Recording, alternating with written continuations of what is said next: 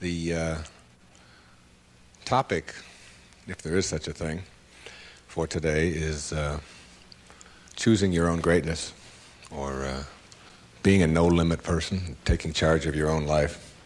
Something I really believe, that you are the sum total of all of the choices that you've made up until now. And anything about yourself or your life that you don't like or isn't working or isn't mobilizing you is to be looked at in terms of, can I grow? Rather than, why did I do it, or isn't this wrong? See, the two ways to motivate yourself are deficiency motivation, which says, where I am I don't like. I don't like what I've done. I don't like the fact that I can't do this well or I can't do that well. So I will list these things in my own repertoire, and then I will be constantly trying to repair those deficiencies, always assuming that I'm deficient, that there's something wrong with me, and I'm trying to fix it. And when you do that, you spend your whole life doing that. And you never arrive, because your life becomes a series of trying to get someplace else. And it is, if you follow that, if you live that, if you behave that, then what happens to you is you become a person who will always suffer from this disease called more. You always have to have more. Because whenever you are getting where you want to go, let's say you want $100,000 in the bank, and you work, and you struggle, and you deny yourself, and you do all of those things, and you finally you get there, and here you are, you got $100,000 in the bank. All of this stuff over here is, of course, your life, and that is all you know. That's what you know how to, that's how you are. That is your being. That is your way of being. So that when you do get here, what you will do is say, this is not enough. You must, a no-limit person is never operating from deficiency or from lack in their life. They're never saying, I don't have enough. You see, you're never going to get enough. You already are everything. You're everything that you need. Think of it for just a moment. Everything that you need to have total bliss, perfection of your life, you already are. You already have it. You came into this world with nothing. That's how you're going out. And the time that you have here, what you have is your uniqueness, your specialness, and you don't need anything else. Now think on this. If you don't know how to appreciate what you have and where you are in your life, you don't need anything else. Because if you do get something else, you won't know how to appreciate that either. You'll just want more. Or you'll want it to be different. Or you'll want it to be the way it used to be. Or you'll want someone else to be the way you think they should be. Successful people, or no-limit people, or self-actualizing people, or inner-directed people, whatever labels that have been put on them by great thinkers and philosophers and therapists and people that have looked at human beings, these kinds of people are people who always have enough. There are some people, if you invite them over and you say, you know, I'd like you to come over tonight, and I'd like you to stay over if you can, instead of having to drive back. And they'll say, well, can you stay? And I say, well, I don't know if I can stay or not. Well, you could sleep on the cot. Oh, no, I could never sleep on the cot. I can't sleep on cots. I got a sciatica, don't you know that I have back pain and cots, no, that's out of the question. I couldn't sleep on a cot. And what about breakfast? Well, we don't have any food, but we have some old grapefruit that are in the refrigerator. They have a few spots on them. Oh, no, I could never eat grapefruit. And spots? No, thanks. I can't eat grapefruit spots. I just couldn't do that, you know. And these are people who never have enough. They are not able to be flexible and to change. And there are other people, if you say, would you like to sleep over? We got a place in the sewer. Hey, that'd be great. I can handle that. No problem. I've slept there before. It's all right. And all we have is grapefruit. Oh, I love grapefruit. Well, there's got spots on them. Oh, I really like grapefruit spots. Those are terrific. I'll go for those. There are some people who can handle anything, not because their circumstances are different. You see, your circumstances have very little to do with your fulfillment in life. Very little. It's how you're approaching your circumstances. It's your attitude towards your circumstances that make all the difference in the world. And taking what you are and accepting it. This is a little advertisement that was in the Detroit Free Press for last September. I was giving a speech at the Unity Church of Today in Detroit, and it says, Dr. Wayne Dyer will talk about your inner child and how to deal effectively with problems in all relationships. And it was a real nice ad, you can see that. Then on top of the ad, in the same paper, there's another ad. And the ad says, face it.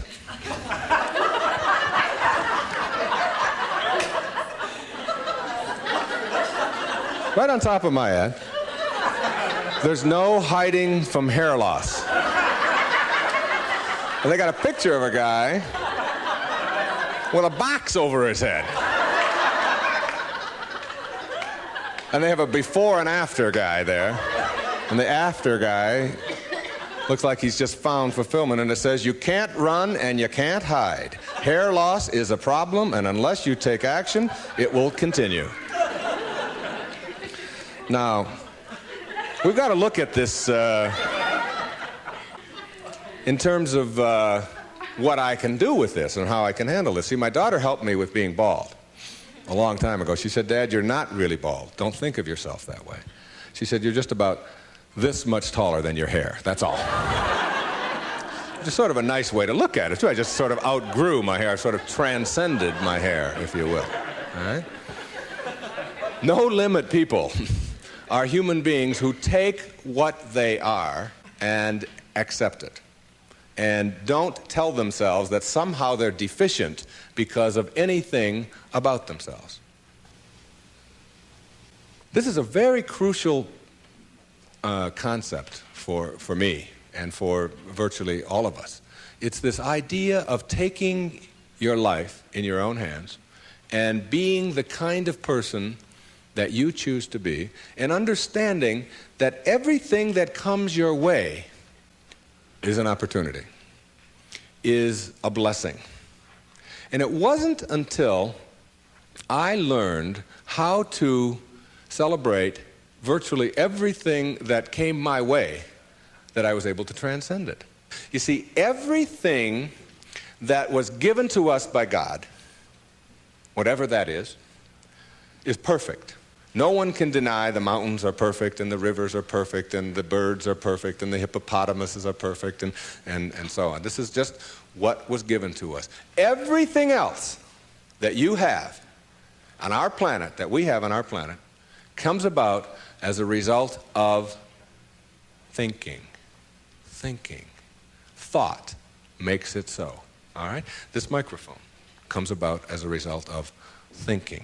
Somebody imagines it. Somebody then tells somebody else about it, and it creates it. The dress that you're wearing, this shirt that I'm wearing, the shoes that you have, the stage, these cameras. Everything that you see that wasn't given to us was created by man as a result of the way that we think, the way that we think. So what gets inside of us as a cell comes about as a result of the way that we choose to think in our lives. Very important principle to understand, because once you get a hold of thinking, and that it creates everything that you have in your life, you can change and make it as absolutely perfect as you want it to be, because thought makes it so. Creative visualization is what we're talking about here. The imagery, or the image that you have of anything in your life, is really like mental behavior. It's like going out and practicing. If you go out and practice with a basketball, shooting free throws over and over again, that's physical practice. Imagery is mental practice. It's mental behavior. When you have an image that you can succeed at something, when you have an image that you can do it rather than that you can't do it, when you get into your car and you have an image that you're going to find a parking place rather than that there'll be no place to park, so you're not looking for no place to park, you will start acting on the image that you have, very much like you will start acting on the practice that you have when you're shooting baskets or when you're hitting a forehand or working on your soup or anything else that you're doing. Bucky Fuller, who I served with on the Hunger Project Advisory Council for 9 years, who died not too long ago, said that 99% of who you are, you can't touch, you can't see, you can't smell. 99% of you is untouchable, unsmellable, invisible. It is what Ken Kai's is called your conscious awareness. It's what looks out behind those eyeballs. What is that? It isn't cells. It's some kind of conscious awareness that you are. And make no mistake about it, you've occupied a whole lot of bodies already. Now, this is not reincarnation talk. Although, I don't know about this reincarnation. People ask me if I believe in it. I said, well, I taught in a junior high school in the inner city of Detroit for 4 years. And I saw those dead bodies come to life every day at 3 o'clock. So I believe in reincarnation, all right? Now, if 99% of who you are you can't touch and you can't feel and you can't smell, then what is it? Who is it? Where are you? What is this thing called your essence or who you are? And where does it go? Now think of this. You were in a body. I have a little baby girl who's 11 months old. And we were all in a body that size. Well, it's only a body about this big. Got fingers only this long. You know? Got tiny, tiny little parts all over the place. I mean, she's only this tall. Now, is that her? Is that her essence? Because I have other children who are much older, and I am much older than that, and I can remember being 3 and being in a different body. Still me, still my essence there, different body, totally different, doesn't even look anything like when I was 11 months old.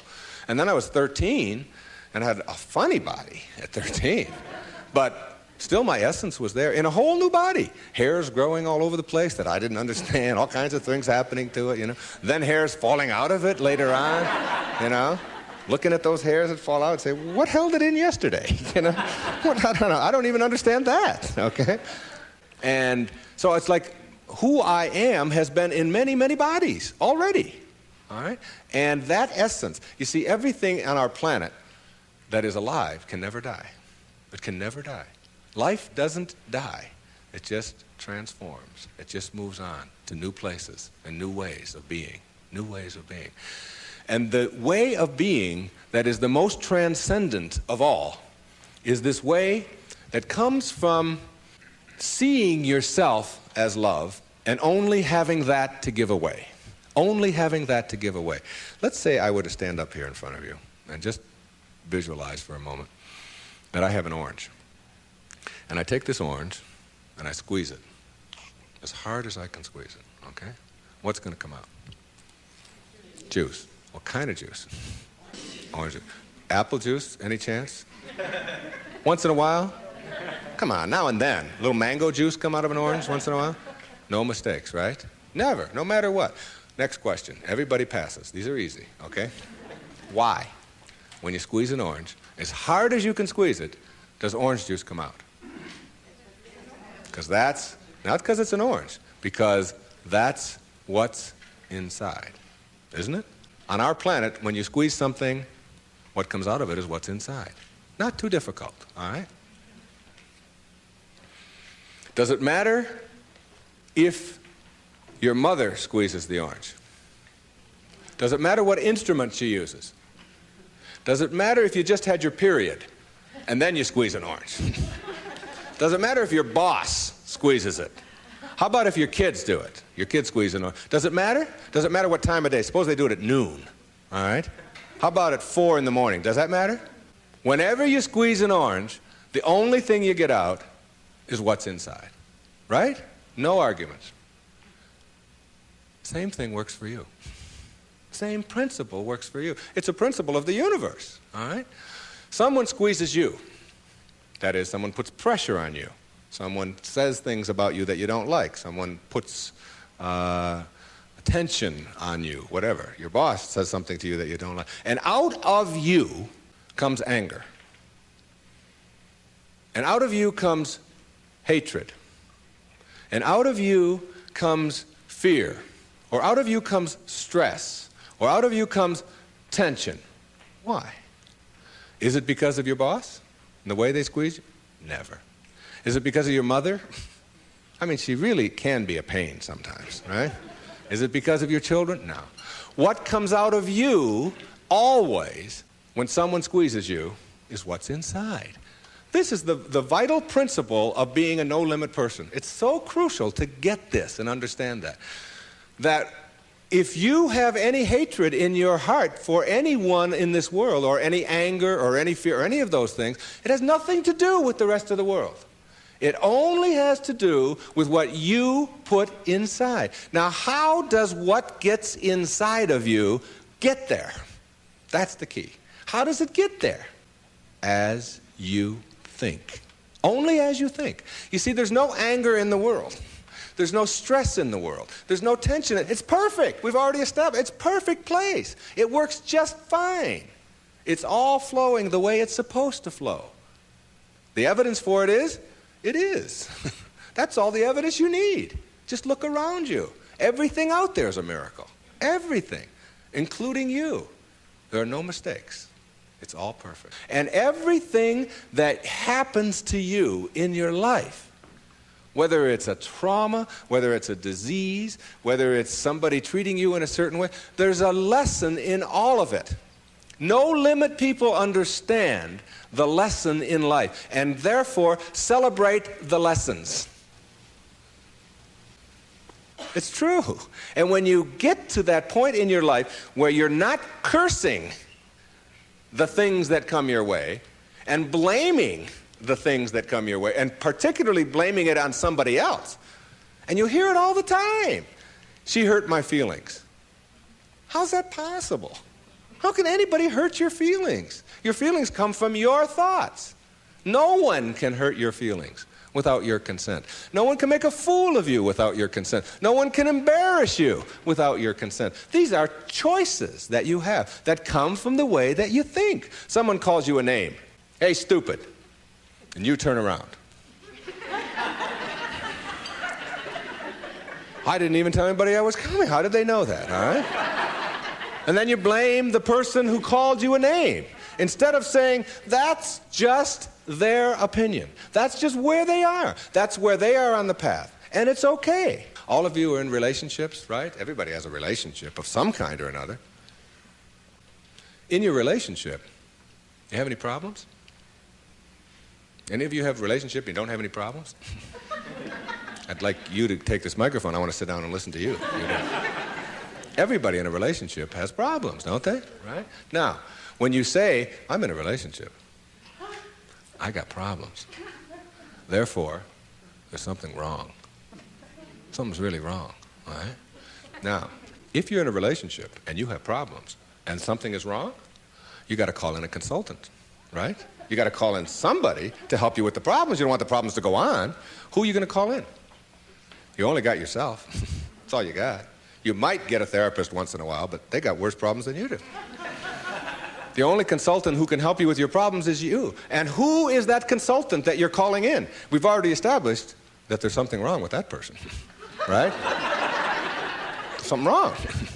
So now you're going to call in a disabled person to deal with your problems in your relationship, right? Now, this is a really sick approach to curing your problems. You got somebody who says, we got a problem. You don't talk to me, and I didn't talk to you, and you came home late last week, and this week I called you, and you didn't call, and I was supposed to call you, and then you didn't do it, and how can you do that? Now, this is the consultant you're calling. Excuse me, would you come in and help us? I don't know if I can help you or not. I didn't come home. That's the person you got to deal with your problems. All right? Now, what you can do is you can change all of that around. You can say, I'm in a relationship. We got problems. There's nothing wrong with that. That's the way things are, you know. My problem is that you are different than I am. And you think differently than I do. And you behave differently than I do. And you smell different than I do. And you have all of these attitudes over here that I don't have. Nothing wrong with that. That's the way it is. When two people get together in a relationship, you don't have two people becoming one. If you do that, then what you end up with are two half persons. Who wants a half a person in a relationship? You always are single. Even if you're married and and involved in a relationship forever, you're still always single. You're still always you, your unique, special, perfect self that is not trying to love, but who is love, who lives love, who is being love. The same as if you pray to God and say, God, will you please help me with my problems? And want God to do it for you. Never happen. You've got to be God. not be afraid to carry God around inside of you. If you want to get healed, you have got to understand that you're not going to get healed if you are asking someone else to heal you. And ask any doctor that you know, any surgeon particularly, who's taking somebody into surgery, and ask them which person has a better chance of living, of surviving, say, serious surgery. Is it the one who has a will to live, or is it the one who's just given up? And the surgery and the cases are exactly the same, all right? But the person who has that will, which we can't define, you can't go out and get a bucket full of will and bring it in there. It's an attitude, it's an approach, it's a belief, all right, that you can do something. And when you have that belief about yourself, then, you know, you've got a so much better opportunity to be well in your life. And a belief is everything. I don't know if you've ever thought of that. I watched a little girl, 5 years old, learning how to swim.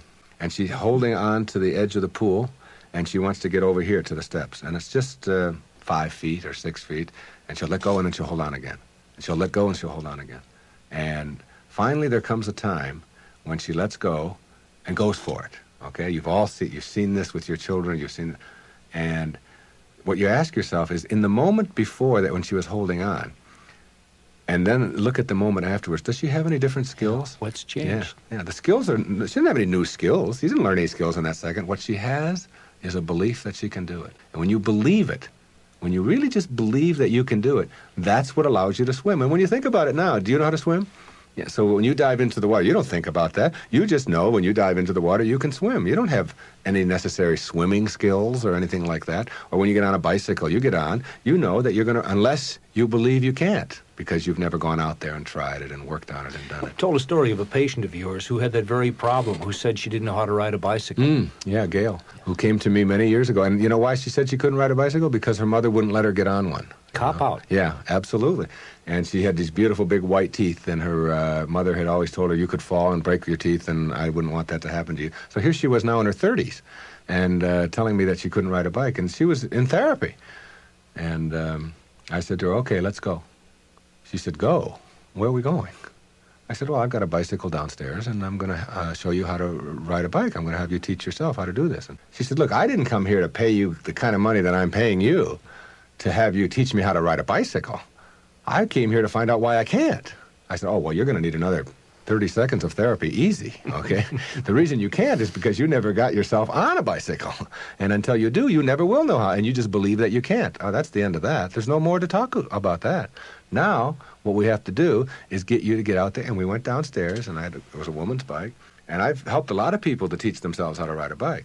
And what you do when you help someone to teach themselves how to ride a bike, because you don't teach anybody how to ride a bike, okay, is you let them do it all themselves. You let them hold it, you let them balance it, you let them move with it, you let them put the pedal down and move it themselves, and you stand back. You say, no, when you're ready, you know, and then you move it, and you hold on for a second, then you put your foot back down, and you practice it and practice and practice that all yourself, you know, with just someone encouraging you, and before long, in just a matter of minutes. When I tell you it was minutes, and this woman had never been on a bicycle before.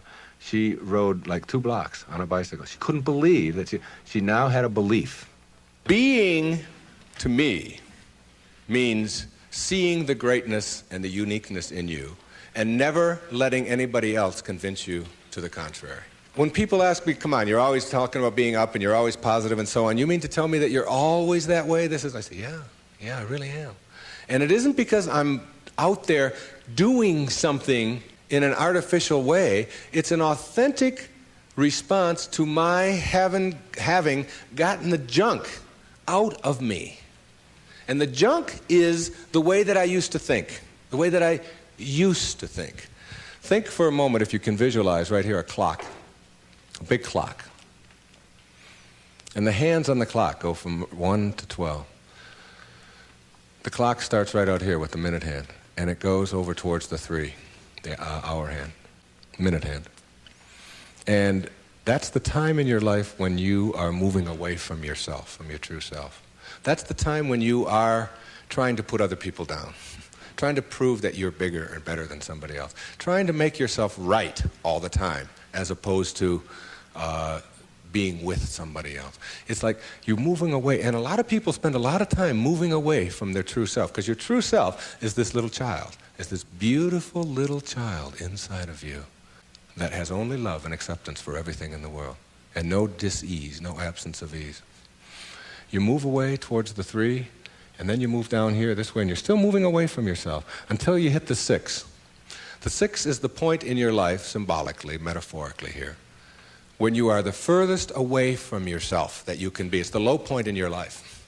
It's the point where many people break down, or many people break down their relationships, or they feel full of despair, they feel full of hatred, whatever it may be. And a lot of people die then. A lot of people are put into hospitals then. A lot of people have to really seek out therapy then, and so on.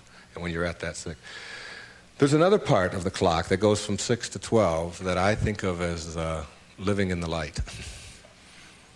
And this is when, and see, this clock hand never can go back. It can't go back. It can only go this way. It only goes this way, as does life. It only goes this way, forward. In this period, this place between 6 and 12, that's when you start coming back to yourself.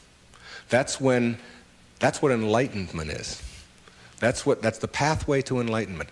When you send out that stuff that is destroying you, that is killing you in one way or another, and you move yourself back over here, and eventually you get yourself all the way back. This is the light over here. This is the place where you can't go back. You'd be tempted. You might be tempted to steal. You might be tempted to use anger. You might even slip a little bit, and you catch yourself. I can just not too long ago there was we got a problem with our sprinkler in my home. One of the sprinkler heads is off, and if you ever seen that happen, you get a gusher going up there. And I've been wanting to get that thing replaced for the longest time. And I'm walking out of the bank, and there's a sprinkler head right there in front of the bank. Now I practically own this bank, okay. So I go there every day, and I do a lot of business with this bank. And I'm looking at this sprinkler head. And I think, all I have to do is just unscrew this thing. It wasn't on or anything. They'll replace it tomorrow morning. It's 98 cents or whatever. So I actually get down there, and I look, and I start turning the sprinkler. And then I start thinking, do I want this karma? Do I want to steal? Do I want to take? I know it's only a 99. And if I went into the bank, they'd probably give me one anyway if I asked them. And then I just turned it back. And I said, if I want a sprinkler head, I'll go and buy one for myself. This doesn't belong to me. It was just like a split second of weakness there or whatever it was. But it illustrated to me that I can't go back there. I could never. And there was a time in my life when I could have done that. I can be absolutely frank with that. I could do that. I can't go back there anymore. That's where you start.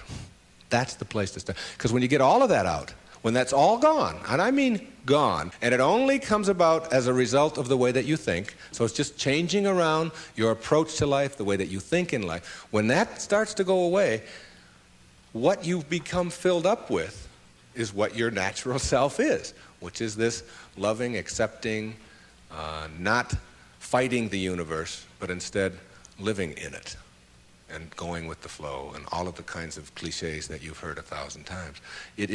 That's the metaphor there. And you see, every time you try to go back, can't do it. You can't do it. And the ingredients that make for a no-limit life are 5, in my opinion. The first is quality rather than appearances. You begin to change your thinking from appearances and how things look and how other people view me, okay? Because every time you find yourself upset in life about anything that anyone else has said, what you're really saying is what you think of me is more important than what I think of me, all right? So you change from appearances to what I call quality thinking. Quality. What is the quality of my life, rather than how does it appear to others? Now, do you tell yourself that because my friends don't like me, that means there's something wrong with me? No, that's what you have to learn. That another person's opinion is just that. It's their opinion, and that's all it is. Every time you are upset, or your children are upset, because of what somebody else says about them, including their peers, what you are really saying in that moment, and this is really important, what you're saying is, what you think of me is more important than what I think of myself. And you must never give anybody that kind of power and control over you, because they will always have it. The funny part about approval, for those of you who really want it, now I'm here to tell you that I like approval. I enjoy it. I find it one of the most exciting things in the world. I like it when people read my books. I love it when people applaud. I like it when people tell me nice things and all. I like approval. I'm the first one to admit it. What I don't do is I don't need approval. There's a big difference between wanting approval and needing approval. When you need approval, it means you become immobilized when you don't get it, from making other people's opinions more important. Now, for those of you who say, yeah, but I want approval and I need it, and if I don't get it, and so on, then understand this. The people who get the most approval in life are the ones who care the least about it. And the ones who get the least approval are the ones who are always going after it. So if you want approval in this paradoxical way that I'm talking about it, stop needing it. Stop concerning yourself about it. Ask yourself, who gets the most approval in life? Think of the person that gets the most approval, and you'll see that that person couldn't care less what other people are thinking. They're so busy being, they don't have time to notice what their neighbors are doing. Thoreau said this. He said, if you advance confidently in the direction of your own dreams and endeavor to live the life which you have imagined, you will meet with a success unexpected in common hours. What that means is that success is not something that you can get in life. Success is an inner process. Success is something that you bring to everything you do in your life. It isn't something you get out of what you do. And when you get that, and you learn how to get the junk out, and advance confidently, doing what makes the most amount of sense to you based on your inner signals and the one issue of morality, which is you never interfere with anybody else's right to do the same. Each person has their own right to advance confidently in the direction of their own dreams. And when you violate that, you're violating the principle of the universe, the essence of the universe, which is cooperation and harmony. Then success will begin to chase you. And it will come into your life and arrive in your life in amounts that you never dreamt of before. That you never dreamt of. Things will start happening to you that you would never imagine before.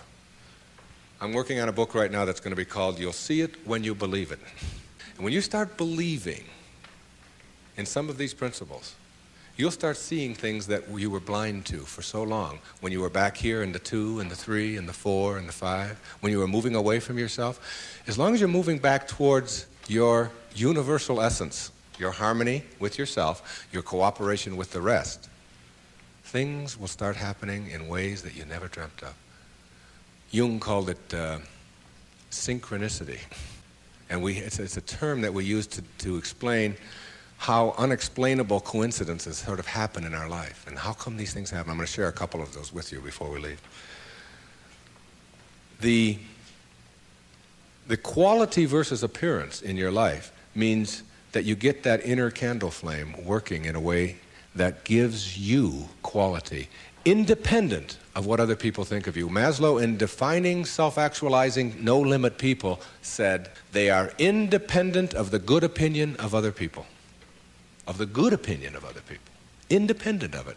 They're so busy advancing confidently, doing the things that make sense, and bringing success to changing their baby's diaper, and bringing success to weeding their garden, and bringing it to the job. They bring it on the airplane so that when they run into somebody who is rude to them, a stewardess that is rude, they don't see it as an attack on them. It's just where they are, and they send them love. Help them a little bit, you know. They're kind. When somebody wants to get in on the freeway, and they're one old temptation when they were on the 1 to the 6 side was to say, oh yeah, nobody's getting in front of me, I'm getting there first. It's like, they slow down a little bit. They don't have all that type A stuff of having to beat somebody else and having to defeat somebody. It's a new way of being. It's a way of quality, where your harmony allows you to cooperate, and you are a part of what this whole thing is about. New way of being, quality rather than appearances. Another new way of being, very important. Living your life on ethics rather than rules. Ethics rather than rules. All these rules, all these ways of having to do things, somebody else dictates to them. Do you know that some of the most immoral acts in the world have been perpetrated in the name of the rules. These are the laws. What do you think Nazi Germany was all about? Everybody doing all these horrible things to other people. I'm only doing my job, was the defense we all heard at Nuremberg. I was just doing my job. If it's an immoral rule, it's immoral to obey it. And self-actualizing people, as Maslow tells us, have rules inside of them that they could never obey, never disobey, ever. And they have to do with ethics, how you treat people. How do you think we get to where we are now? You know who Rosa Parks was? The woman in the South, the black woman in the South who said, not today, I'm not going to the back today, no way. I know what the rules are. The rules were all over the place. If you needed a reminder, there were signs every place, colored in the back, white in the front. And she said, no, I'm sitting here. And that made all the difference. Ethics, not rules.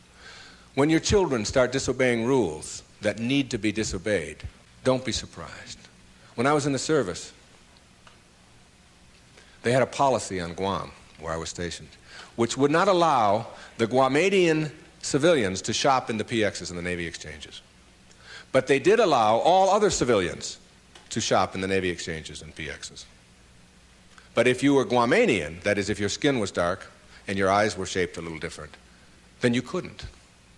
A clear, outright violation. I was a serviceman. I was in the Navy. I was a communications cryptographer. They had a newspaper in the Guam Daily News, and it said, an invitation to speak your mind. There was a letter writing contest. And they offered $75 to the first prize winner. $75, this was 1961. That was a fortune to me. That was a month's pay in the Navy at that time, almost.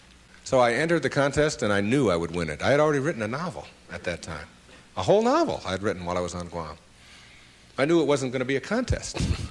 I felt sorry for the other people entering it. I knew I was going to win this. Unfortunately, I didn't realize that when you're in the service, and you have an opinion, and you don't submit it to the chain of command, that you can be court-martialed for that. So the headlines on next week's Guam Daily News were, U.S. sailor assails policy of discrimination. Big, hot stuff, all right? And I was called before a vice admiral, Commander Naval Forces Marianas Islands, and threatened with a court-martial because I had disobeyed the rules, even though the rule was immoral. There are lots of them like that. And when I went in and they threatened me with a court-martial, I told them this was my battle plan. They didn't have Xerox machines in those days, so I had to get a lot of carbon paper. I wrote a letter to President John F. Kennedy, and I wrote a letter to the Secretary of the Navy, and I wrote a letter, my hometown was Detroit, I wrote a letter to the Detroit News and a letter to the Detroit Free Press, telling them what was happening to me as a result of just expressing my opinion about an immoral act that was going on over here on Guam. And I showed the naval vice admiral my letters, right there. I said, I've only sent the one to the president and the secretary of the Navy. These letters go to the newspapers across the country. There was one there to the New York Times as well, and the Los Angeles Times. It was, and I just spread them out before him. I said, if you court-martial me, or punish me in any way for this, then what's going to happen is the world is going to find out about this policy. And I'm prepared. I'm ready. I can handle it. And I was 20 years old at the time, or 21. Not only did I get a blessing from that, because all things come in blessings for you, I got out 90 days early. And they stamped on my record, P.I., because the president took it up and sent it to the secretary. Must have. And I never heard from him, but the P.I. on your record means political influence. And they don't like anybody with political influence in the military. And as soon as they saw that, they said, this is somebody we probably will be giving a discharge real soon. There was no court-martial, and in September of 1962, a brand new policy was initiated on Guam, which allowed any civilian to shop in the Navy exchanges. And it came about as a result of someone saying, these rules are immoral, and therefore it's immoral to obey them. New ways of being, ethics rather than rules. And when your kids want to know why, how come these rules are so stupid? How come we have to do this? Encourage them to change them. My mother always did that. She would have to help me get out of the messes that I got myself into, because I did it in my impetuous youth. I would just, when they would say to me, what's more important, your job or school? I was just honest. I said, my job, of course. That's how I felt in those days. But what you do put out in the world is exactly what's coming back to you. And if you find things coming back to you that you don't like and don't understand, don't ask yourself why these things are coming to you. Ask yourself what you're doing to make them come back to you. And when you start putting the responsibility on yourself, you'll start seeing dramatic changes. Dramatic changes. A new way of being. Instead of ethics, instead of rules, ethics. Another new way of being. Instead of looking all your life for achievements and externals, try living your life on knowledge for the sake of knowledge. Knowledge instead of achievement. For the sake of knowledge. Being in a context in which you don't have to collect a lot of merit badges. You don't have to collect a lot of awards and other people's value judgments.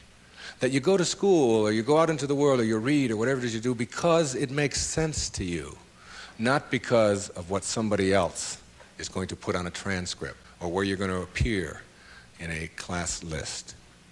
We need to help our children to understand and value the importance of knowledge for the sake of knowledge and doing things that make sense rather than taking the easy way. Knowledge rather than always trying to achieve. We're in an achievement-oriented society, which tells us that we evaluate and judge a human being based upon how many achievements he has. But most of the people who get caught up in that trap and are always in this circle of trying to get ahead, trying to always get ahead, their reward for that almost always is higher blood pressure, ulcers, early deaths, and even things like cancer, we're beginning to find out, are related to the kinds of stresses that we have. And remember, it's a perfect universe. There's no stress in it. There's only people thinking stressful thoughts. And when you put that pressure on yourself to always achieve and get ahead of the other guy, you miss what it's really all about. There's nothing wrong with goals. It's falling in love with them that's the problem. It's not being able to be flexible and alter them. If you have a goal to get here, to get $100,000 in the bank, to get to this promotion, to get 2 cars in your garage, to whatever it is that your goal is, and you're on your way to that, and you're always working at the goal, all of this stuff on your way to the goal is called striving, and that's what you learn, striving. And striving is a very low-level place to be. When you get to your goal, because all you've ever known is striving, you will just always suffer from this disease called more. You will just upgrade your goal to $200,000, 4 cars and 2 houses and another wife and a younger one and all of these kinds of things. If you have a goal and you understand that every step along the way is a present moment to enjoy and to live, then the goal won't become any obsession. I don't have any goals in my life. People ask me, where are you going to be 5 years from now? What are you going to be doing? What's next for you? I remember what Lincoln said, who to me was like the greatest person who ever sat in that White House. He said, I never had a policy. He said, I just tried to do what made the greatest amount of sense each and every day of my life as I sat there as the President of the United States. And I think there's something really significant in that you don't have to get it all planned out and follow a certain pattern and do it a certain way. If you just sort of trust your inner instincts and go with that and live each moment, the goal stuff will all take care of itself. But if you're sacrificing and pushing your life aside and suffering on your way to trying to get someplace, you'll never get there. It will always elude you, because once you get there, you'll just have to upgrade it. And that's because that's all you'll know. Nowness is that purest form of sanity, living in this moment and enjoying it. And all the rest of it will sort of work its way out. Another new way of being for me is to think of yourself in terms of personal authority rather than being an authoritarian. Personal authority. A person who has authority never needs to dominate anyone else, ever. Dominating doesn't become necessary. In business, you can have authority. The people who have the most authority are the ones who listen the most, and the ones who are the most conscientious about what do other people have to say. A person in a relationship who has to dominate somebody else and has to make the other person submissive shows that they don't have authority, because they're getting their power not from within for themselves, but on the basis of who they can control. And that never lasts. That never lasts. The only thing that lasts is having inner power, if you will. Know thyself. That's what Shakespeare said. Know thyself. The more you know yourself, the more you become honest with yourself, honesty becomes just a way of life. No, I don't think the world necessarily does, but you can't run your world. You can't run your world based upon what the rest of the people in the world want or don't want. To me, honesty is like, it's a karma that goes out into the world. How people treat you in the world is their karma. How you react is yours. And when you react to it with dishonesty, that's what you're putting out into the world, dishonesty. And when you put dishonesty out into the world, that's what's going to come back to you, because what goes out is what comes back. That all, as you sow, so shall you reap. I mean, it's in every great institution that there is in the world, whether it's a religion or a philosophy or whatever. What you put out is what comes back. Whatever you plant is what you're going to get back. And the more that you put out honesty, just because it's what you are, because you are being honesty, you're not trying to be honest, you're just being honesty, then that's what will come back to you on a regular basis. And when it doesn't, you'll just see that as another test for you to pass. And finally, a fifth way of being that is new, for me, it has become a way of life. It's called serenity instead of acquisitions. The more you try to acquire, the more you try to get, the more you try to collect in your life and evaluate yourself on the basis of that, the less serenity you're going to have. More is less. It's almost a secret of the universe. Serenity means inner peace.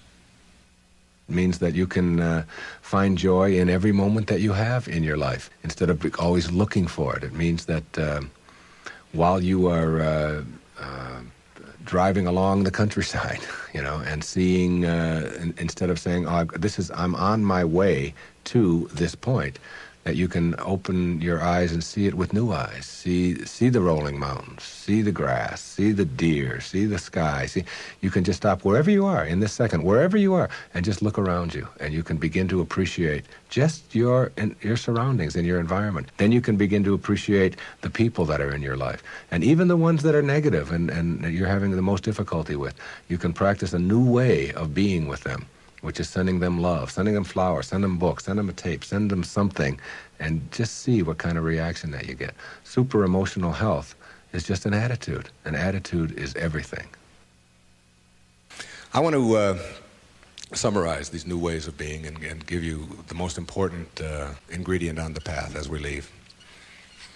I said that it's quality in your life to be focusing on rather than appearances, and it's ethics rather than rules, and it's knowledge rather than achievement all the time, and it's being personally an authority on yourself rather than authoritarian and trying to be dominating someone else or to be dominated, and serenity, which is the name of my little girl, my youngest daughter, Serena, rather than acquisitions and accumulations and trying to prove yourself that way. And when you get that serenity, which comes from the way that you think always, then you will replace all of the other junk that keeps you back here between 6 and 1 on that clock. And once you get past it, you'll never, ever be able to go back. Because the light, living in the light, is a way of being that if you're not there, you don't get it yet. But once you see it, and once it begins to take over your life, you can never go back. That is your purpose. Your purpose isn't to try to be loving. Your purpose is to be love and only have that to give away. Well, but there's one other ingredient, and it's really crucial. Forgiveness is the vital ingredient on the path of enlightenment. And if you don't know how to do it, then practice sending out love. Take the person or the people that you're having conflict with, any place in your life, send them something. You don't have to even do it physically. Just send them something that comes from inside. And what's inside is how you choose to think. And if you can make that love and do that, and that is to me the test. Not whether you can love someone when they smell good, when they do everything that you're supposed to, but whether you can love someone who has sent you hate or anguish in your life and send it back. You don't have to forget. You don't have to go back. But you got to get it out of you because it is blocking you and holding you back. And when I said you'll see it when you believe it, all my life I had wanted to write fiction, a parable. 3-4 years ago, I decided to go off to Hawaii, to Maui, to Kaanapali Beach, and to write. Now, the books that had made the most difference in my life were The Little Prince, Candide, Siddhartha, Jonathan Livingston Seagull, Illusions, Alice Through the Looking Glass, Gulliver's Travels, parables, teaching parables, stories that can tell a message. I went over to Maui, and I sat down on the beach, and I'd been talking about writing this, I'd been talking about doing this, and it was something that... And I have a little girl, and her name is Sky, S-K-Y-E.